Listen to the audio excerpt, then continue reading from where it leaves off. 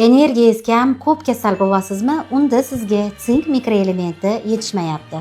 Sink badimiz kuchli antioksidant, immunitet oshiruvchi, organizmga energiya beruvchi va kimda qarish jarayoni boshlangan bo'lsa, terini yangilanishiga, ya'ni hujayralarni yangilanishiga yordam beradi.